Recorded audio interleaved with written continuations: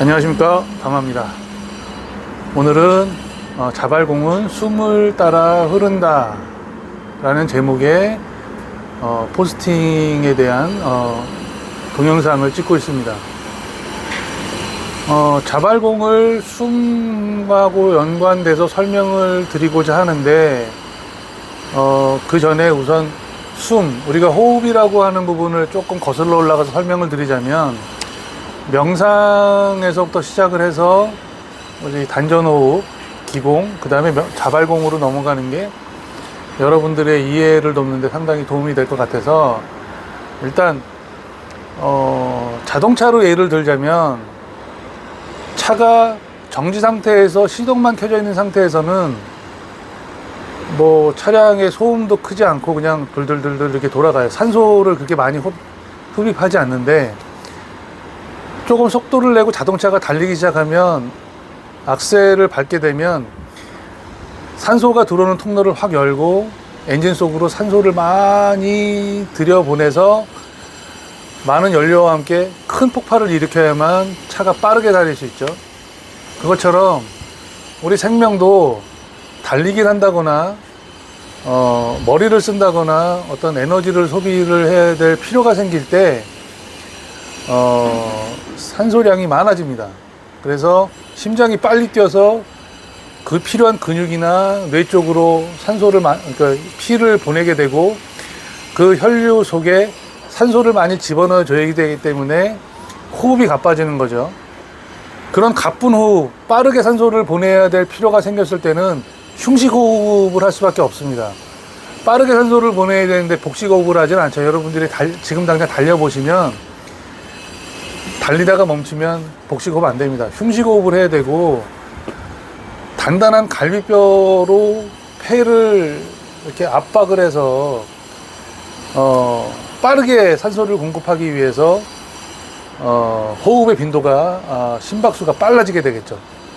느긋하게 아랫배로 이렇게 풀무지하듯이 호흡하는 게 아니고 이렇게 호흡을 하게 됩니다. 마치 여러분들이 가정에서 쓰는 컴퓨터를 예를 들자면, 동영상 작업을 하고 있는 동시에 한쪽에다가는 그 넷플릭스 동영상을 틀어놓고 듀얼 모니터 한쪽에는 주식 차트를 걸어놓은 상태에서 그래픽 작업을 막 하게 되면 컴퓨터에 뭐 냉각팬이 신나게 돌아가고 발열이 장난 아니게 되죠. 그래서 컴퓨터가 막 시끄럽습니다. 작업을 마치고 하나씩 꺼놓은 상태가 프로그램을 다 끄게 되면 바탕화면만 돌아가고 있는 상태에서는 컴퓨터에 뭐 팬이 만약에 10개라 그러면 5개만 돌아간다거나, 그리고 발열도 잦아들게 되죠. 몸으로 비유하자면 뇌로 공급해야 될 산소량이 줄어들게 되면 혈류량이 많아져야 될 필요가 없어지고, 그에 따라서 심장이 빠르게 뛸 이유가 없어집니다. 그래서 자연스럽게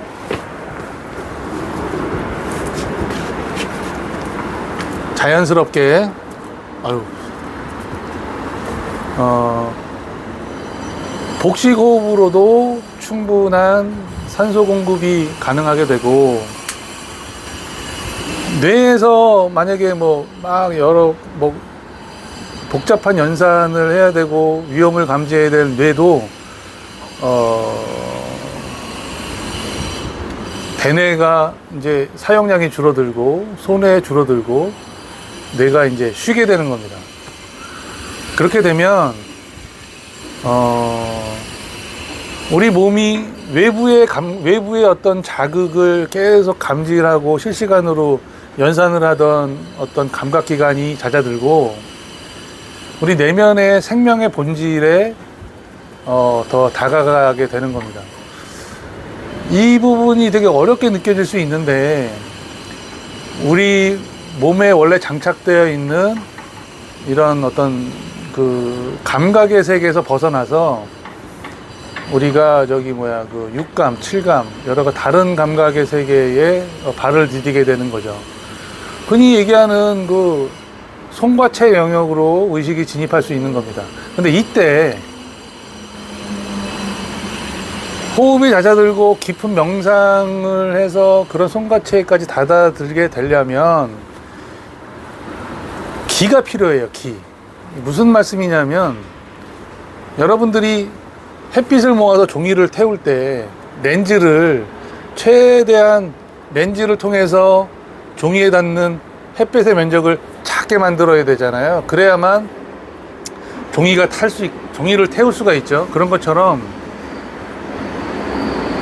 생명활동에 필요한 에너지 말고 소위 기라고 하는 것이 한 점에 모여서 종이를 태울 정도의 어떤 집중력을 발휘해야 여러분들이 명상을 했을 때 의식을 한 군데 모으고 자세를 필요한 만큼 유지할 수가 있습니다. 기립근도 완성이 안 돼 있고 몸에 근육도 없는 상태에서 기운까지 약하면 자세가 무너지고 여러분들이 어딘가 몰입할 힘이 없게 돼요. 그래서 평소에 생명의 에너지가 장해야 되고 기운이 축기가 많이 되어 있어야 그 에너지를 통해서 여러분들이 한 점을 향해서 다이빙을 할 수가 있는 겁니다. 몰입이 가능한 거예요. 그러기 위해서 여러분들은 기공을 배우고 단전호흡을 배우는 겁니다. 단전호흡은 뭐 예를 들어서 기를 단전에다가 모으는 수련인데 뭐 따지고 들자면 야, 꼭 기를 단전에만 모아야 되냐? 뭐 굳이 그럴 필요는 없죠. 뭐 손끝에다 모을 수도 있고 발바닥에다 모을 수도 있고 뭐 뒤통수에다 모을 수도 있고 여러 가지가 있지만 우리의 몸의 중심, 무게 중심인 배꼽 아래, 그러니까 오뚜기로 생각하면 오뚜기가 쓰러지지 않게끔 가장 무거워야 되는 거는 오뚜기의 하부가 되겠죠. 이쪽에 밀도를 높이기 위해서 우리가 대기 중에 있는 산소를 호흡함과 동시에 그 안에 있는 기운을 단전에 축기를 하게 되는 겁니다.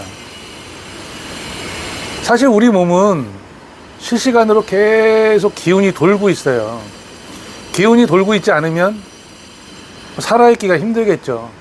피를 통해서 혈액이 돌고 있고 림프관을 통해서 림프액이 돌면서 여러분들 몸에 있는 찌꺼기 노폐물들을 모아서 림프절에 모아서 몸 밖으로 배출하는 기능을 하고 있는데 현대의학에서는 경락이라는 경로와 공교롭게도 림프관이 지나는 경로가 거의 일치하기 때문에 현대의학에서는 이 경락을 림프절로 보는 견해가 상당히 우세합니다. 최근 동향에 따르면.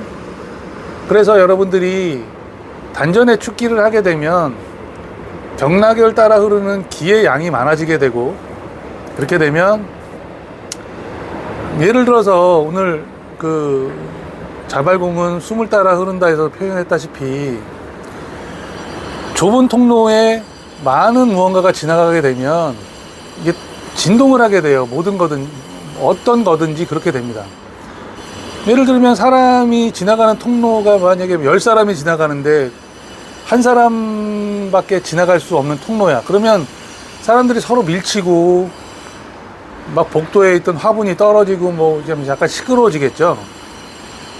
근데 한 두세 명이 지나가는데 통로가 굉장히 넓어. 그러면 뭐 원활하게 통행할 수 있는 것처럼 여러분들의 지금 몸 상태의 기혈 순환에 필요한 기의 통로가 충분히 열리지 않는 상태에서는 조금만 기운을 수련하게 되면 그 통로를 따라 흐를 때 병목이 생기게 되고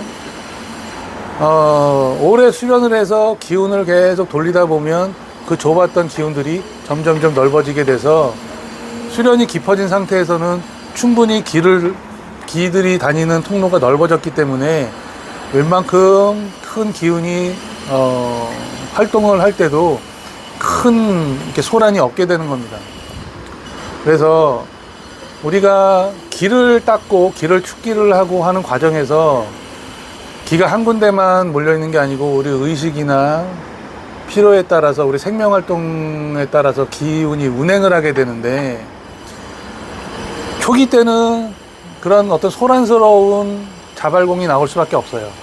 왜냐하면 축기를 해서 운기를 하게 되는데 기운의 통로가 아직 충분히 넓혀지지 않았기 때문에 그 넓혀지는 과정 속에서 자발공이 진동의 형태로 많이 나오게 되지만, 어느 정도 기운의 통로가 확보가 되면 부드럽게 흐르면서 그 흐름에 걸맞는 동작이 나오게 됩니다. 그래서 부드럽고 연속적인 동작을 취하게 되고, 그 단계를 넘어가서 충분히 기혈 순환이 되는 통로가 넓어지게 되면 큰 기운을 옮기할 때도, 뭐 큰 강들 보시면 강이 흐르는데 뭐 냇물 흐르는 때처럼 이렇게 막 점잖게 흐르잖아요. 아주 그냥 거대하게. 큰 강은 그렇게 크게 요동치지 않습니다. 작은 냇물이 흐를 때 이렇게 막 뭐 시끄럽고 소리도 많이 나고 하는 거죠. 그런 것처럼 여러분들이 기운 수련을 해서 그 기운을 가지고 기의 통로인 기혈을 넓히고 기를 원활하게 쓸 수 있게 하는 결과가 있기도 하고, 이 기가 축기가 되면 명상을 하는데도 굉장히 강력한 에너지를 공급해 주는 거예요, 이 기가. 그래서 여러분들이 단순히 그냥 스트레스 해소를 위한 명상도 좋지만, 뭐 제가 수행자들 중에 나는 왜 태어났는가, 뭐 이 인생이란 무엇인가처럼 이 중요한 어떤 깊은 무거운 주제를 다루기 위해서는 그에 걸맞는 에너지가 필요한 겁니다. 많은 산소가 필요한 게 아니라 굉장히 밀도 있는 기운이 필요한 거예요. 그래서 몰입이 가능해지고 그 기운의 어떤 보호를 받으면서 깊은 생명의 근원으로 다가갈 수 있는 에너지 또한 기가 보장해 주는 것이고, 그 기가 드나드는 운행하는 통로가 넓어질수록 여러분들의 자발공이 깊어지고 멈춘 것처럼 보이는 그 상태까지 가게 되는 겁니다. 그래 표현한 것처럼 궁극의 자발공은 움직임이 없는 상태가 되는 것이 궁극의 자발공입니다. 자발공 수련을 하게 되면 여러분들이 이렇게 산에 등산을 가다 보면 이 절에 있는 그 불상들의 자세가 있거든요.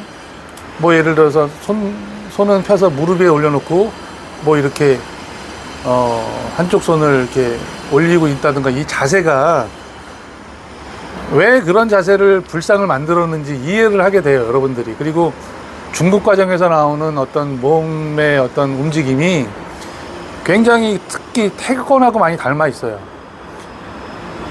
그런 것들이 왜 그런 형태가 나오는지를 여러분들이 기수련을 오래 하다 보면 스스로 터득하게 되기 때문에 굳이 설명할 필요가 없는데, 초심자들 같은 경우에는 많이 궁금하실 거라고 생각이 들어서 오늘도 동영상을 찍게 됐고, 두서 없었지만 여러분들에게 도움이 되길 바라겠습니다. 오늘도 담화였습니다. 감사합니다.